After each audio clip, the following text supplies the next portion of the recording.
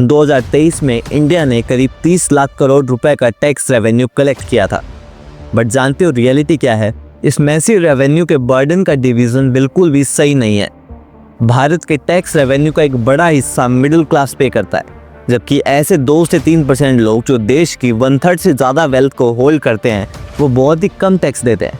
एक rich businessman tax planning और depreciation जैसी ट्रिक्स को यूज़ कर लीगली अपनी टैक्स रेट को कम कर लेता है, इवन कुछ केसेस में तो ज़ीरो भी कर लेता है। एक और शॉकिंग बात बताऊँ, काफ़ी सारे ऐसे फेमस बिलियनर्स हैं जिन्हें आप एडमायर करते हैं, फिर चाहे वो किसी भी बड़े बिजनेस एम्पायर के चेयरमैन हो या फिर किसी भी स्टार्टअप के फाउंडर हो, उन्होंने किसी ना किसी पॉइंट पर लीगली ज़ीरो इनकम टैक्स पे किया है।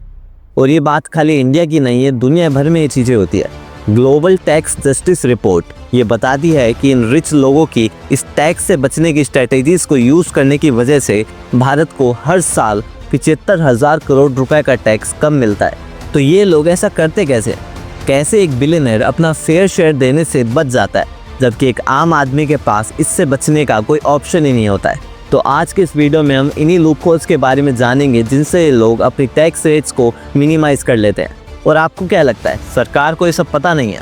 सबको सब कुछ पता है।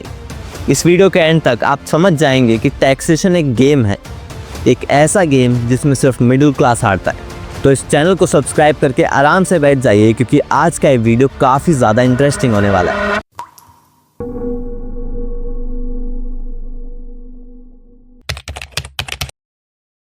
शुरुआत से ही मिडिल क्लास लोगों को एक झूठ बेचा जाता है कि आप ज़्यादा मेहनत करके ही अमीर बन सकते हैं। बट वो लोग आपको एक बात नहीं बताते हैं कि आप जितनी ज़्यादा मेहनत करेंगे आपसे उतना ही ज़्यादा टैक्स वसूला जाएगा। अगर आप एक सैलरीड एम्प्लॉय है जो ढंग से मेहनत कर साल के 50 लाख रुपए की सैलरी ले लेता है, तो आप पर highest possible income tax rate लगाई जाएगी और आपकी 35 से 40% इनकम तो सिर्फ टैक्स में चली जाएगी। पर वहीं अगर आप एक बिजनेसमैन है जिसकी इनकम सैलरी की बजाय स्टॉक्स, डिविडेंड्स, एसेट्स और री इन्वेस्टमेंट से आती है, तो उसके ऊपर बहुत ही कम टैक्स रेट लगाई जाती है और इवन कुछ केसेस में तो कुछ भी नहीं लगता है। जिस तरह से एक बिजनेसमैन अपनी वेल्थ को स्ट्रक्चर करता है और जिस तरह से एक आम आदमी अपनी वेल्थ को स्ट्रक्चर करता है, इसमें रात दिन का अंतर होता है। एक मिडिल क्लास आदमी के पास जब सैलरी आती है तो उसमें से पहले टैक्स करता है, उसके बाद बचे हुए पैसों को वो यूज कर सकता है, उनसे खर्चा कर सकता है। बट वहीं एक बिजनेसमैन पहले अपने पैसों को यूज करता है, उन्हें ग्रो करता है, उन्हें इन्वेस्ट करता है और तब जाकर बचे कुछ पैसों पर वो टैक्स देता है। ये सिस्टम एक्टिव इनकम वालों के लिए सजा है और पैसिव इनकम वालों के लिए मजा है। और इसीलिए बिलियनर्स को ना ही जॉब चाहिए ना ही सैलरी चाहिए, उन्हें चाहिए ऐसे एसेट्स जिनकी वैल्यू एप्रिशिएट हो, उन्हें चाहिए ऐसे बिजनेसेस जो उन्हें रेवेन्यू जनरेट करके दे, उन्हें चाहिए ऐसे लूप होल्स जिससे वो टैक्स देने से बच सके। पूरी दुनिया भर में लीगली टैक्स को अवॉइड करने के लिए एक काफी अच्छी ट्रिक है डिविडेंड बेस्ड इनकम। जब एक एवरेज आदमी सैलरी कमाता है तो उसके पास उस पर टैक्स देने के अलावा और कोई ऑप्शन ही नहीं होता है, जबकि बड़े बड़े जो बिजनेसमैन होते हैं वो सैलरीज नहीं लेते हैं, वो कमाते हैं डिविडेंड से। तो डायरेक्टली पैसे कमाने के बजाय वो अपनी कंपनी की कुछ शेयर होल्ड कर लेते हैं, जिसकी वजह से वो एक टैक्सेबल सैलरी लेने के बजाय कंपनीज के प्रॉफिट को डिविडेंड के फॉर्म में ले लेते हैं। 2020 तक तो इंडिया में डिविडेंड्स पर कुछ भी टैक्स नहीं लगता था। मतलब ये बड़े बड़े बिजनेसमैन करोड़ों रुपए के डिविडेंड्स ले लेते थे बिना एक भी रुपए टैक्स में दिए। इवन नए टैक्स लॉज में भी डिविडेंड्स पर 10% का ही टैक्स लगता है, जो इन इनकम टैक्स रेट से तो काफी कम है। यही रीजन है कि काफी सारे जो अल्ट्रा रिच लोग हैं उन्होंने अपनी कंपनीज से सैलरी लेना बिल्कुल बंद कर दिया। फॉर एग्जाम्पल, मुकेश अंबानी पहले रिलायंस से सैलरी लिया करते थे, बट अब उन्होंने सैलरी लेना बिल्कुल बंद कर दिया है। अब वो अपनी पेमेंट लेते हैं डिविडेंड्स के फॉर्म में, जिससे उनकी इस मैसिव वेल्थ पर काफी कम टैक्स रेट लगती है। और ये लूप होल इतना पावरफुल है कि दुनिया भर के काफी सारे फाउंडर्स एंड सीईओज ये सब करते हैं। अब इसको थोड़ा और डीप में समझते हैं। अगर आप हर साल 50 लाख रुपए अपनी सैलरी से कमाते हैं, तब आपको ऑलमोस्ट 15 से 20 लाख रुपए टैक्स देना होगा। वहीं अगर एक बिजनेसमैन स्टॉक एप्रिसिएशन से 50 लाख रुपए कमाता है, तो उसे उस पर 5 से 7 लाख रुपए का ही टैक्स देना होगा, और कभी कभी तो ये भी नहीं देना होता। तो अब जानते हैं ये सिस्टम काम कैसे करता है। तो कैपिटल गेन्स का मतलब है आपकी इन्वेस्टमेंट की वैल्यू बढ़ जाना, और इंडिया में इस पर करीब 10 से 12% का टैक्स लगाया जाता है, which is far lower than income tax. और अगर आप अपनी इन्वेस्टमेंट को कुछ सालों तक होल्ड करते हैं, तब आप अपने काफ़ी सारे टैक्सेस को अवॉइड कर सकते हैं।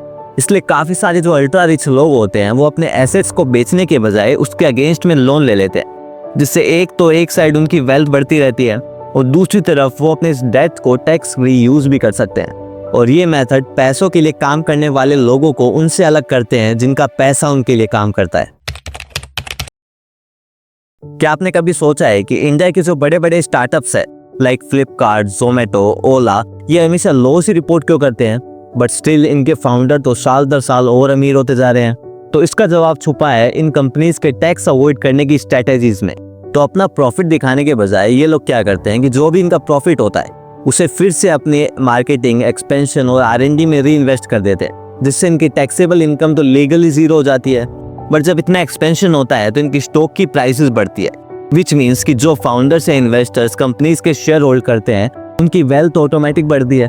दुनिया की सबसे बड़ी टैक्स ट्रिक ये है, मेकिंग मनी विदाउट अर्निंग। अब अगर आप कोई टैक्सेबल सैलरी लेने के बजाय अपनी वेल्थ को स्टॉक वैल्यूएशन से इंक्रीज कर रहे हो, तो जब तक आप उसे बेचते नहीं हो तब तक तो आपको 1 रुपए का भी टैक्स नहीं देना, और जब आप बेचते भी हो तब भी आप पर काफ़ी कम टैक्स लगाया जाता है। अब काफ़ी सारे लोगों का ऐसा मानना है कि अगर इतने लूपहोल्स एग्जिस्ट करते हैं तो गवर्नमेंट इन्हें सही क्यों नहीं करती है। तो इसका साफ जवाब है कि गवर्नमेंट ऐसा करना ही नहीं चाहती है।